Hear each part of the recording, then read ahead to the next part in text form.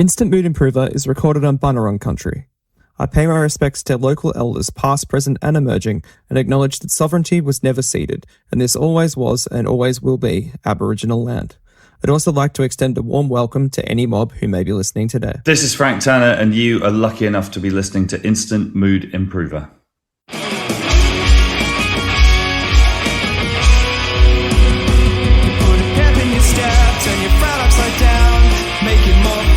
To be around.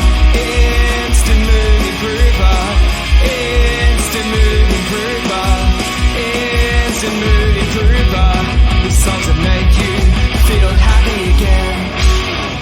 Hey everyone, welcome back to Instant Mood Improver, a happy music podcast, the podcast where we talk to people all about the songs that put a pep in their step, turn their frown upside down, and make this miserable existence just a little bit more worthwhile living, if only for 3 minutes. Today's guest is a stranger to basically no one in the world of punk rock, Mr. Frank Turner. How are you? I'm very well, thank you. How are you?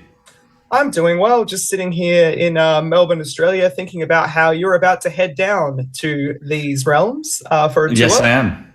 Yeah, very excited to be coming back, bringing the band with me for the first time since 2018, I think. So, yeah, it's going to be awesome. It is indeed, and you of course have Mum Jeans and Emily Barker with you playing on these shows. What was it about these artists that made them the perfect touring partner? Mum Jeans are new on my radar, and I think they're fantastic. I just think they're great songwriters and really fun. And I'm really, really stoked to see them live, which I haven't yet. But by all accounts and all reports, they're going to be a tough act to follow, which is what I want from a support on a tour, because it makes me up my game. And then Emily is a very old and very dear friend of mine. We've been touring together for a long time. We've sung on each other's records, all this kind of thing. So yeah, it's going to be a friendly bunch, and it's going to be a punk rock show, and I'm excited about it. Sure, everyone is excited as well. Now, one thing that makes me excited is learning about music that creates instantaneous joy in other human beings, hence the name of the podcast, Instant Mood Improver.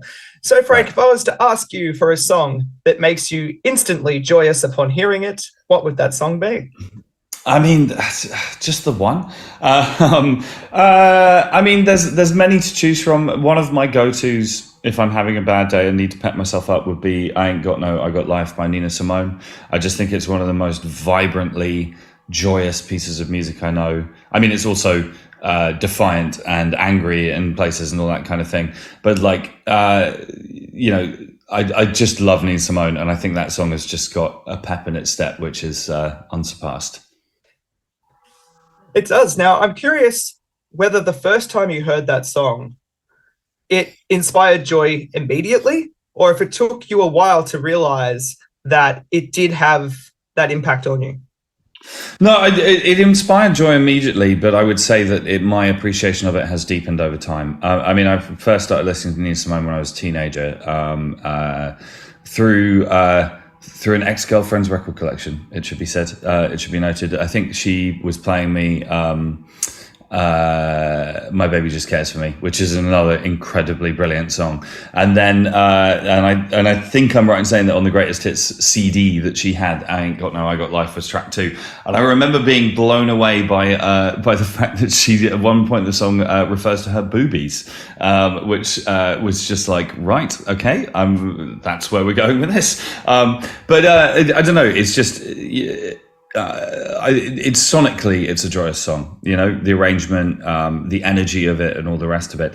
As I've got older, you know, I learned more about Nina Simone's life and, you know, the challenges and struggles that she faced in her life. The fact that was at least one of her responses to what life threw at her, I think is amazing.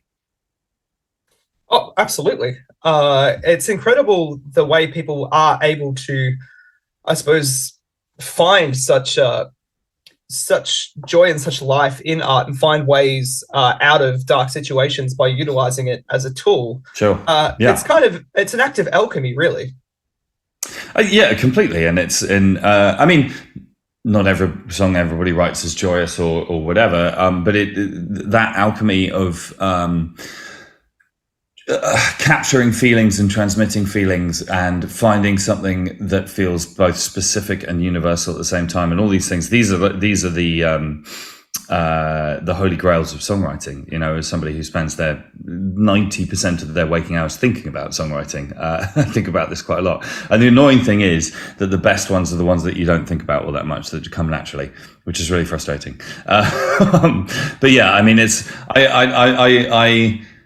it would be pretentious and over the top to say that everybody loves that song, because maybe some people don't, but I'm not sure I trust people who don't love it. That's a good answer, I think, to that. The idea that you can't trust someone who just has objectively bad taste. Right, exactly. Indeed. I also should add that I really enjoy the expression objectively bad taste. There's something particularly balls out about that. Hey, you can take the punk kid out of Frankston, but you can't take the Frankston out of the punk kid. That's what I'm going to say. Yes. Yeah. Now, what do you think the role of music is in your life in terms of its ability to let you feel happiness and contentment in the world? I mean, it's the role of music in my life can't be overstated, essentially. I first kind of fell in love with music when I was about 10. I'd obviously heard some music before then, but I stumbled across the music of Iron Maiden and a light switch flipped in my brain and nothing was ever the same again. And now we're talking about Nina Simone.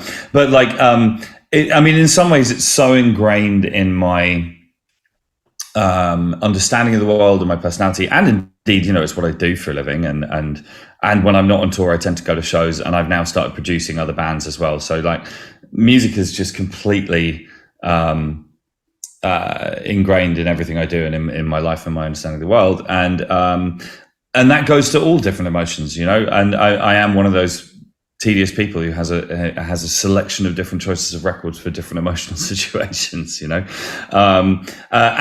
it should be said that one of my favorite things about hearing new music is kind of opening myself up to new emotional responses to that.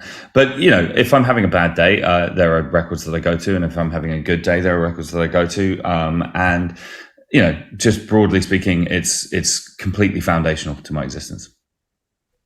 Has anyone told you that songs you've written instantly fill them with joy? So are you anyone else's instant mood improver?